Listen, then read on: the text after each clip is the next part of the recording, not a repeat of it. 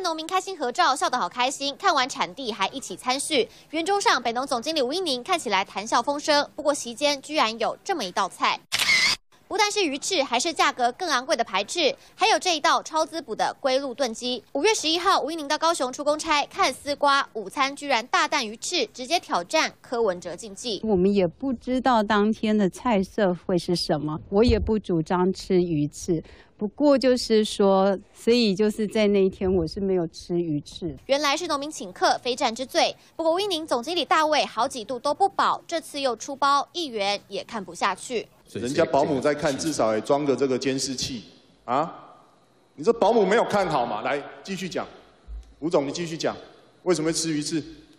所以呢，当他上的鱼翅的时候，就是我基于我自己个人的理念，我是不吃鱼翅的。人家请的我们就比较麻烦了，因为他都端上，因为我们事先没有办法去审核人家的菜单。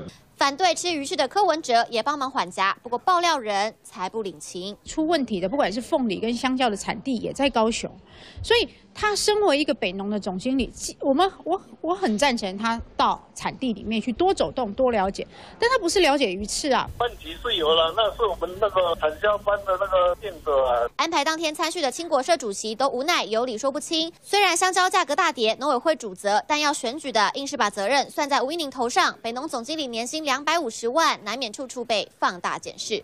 参选华东风中央节日小组台不到。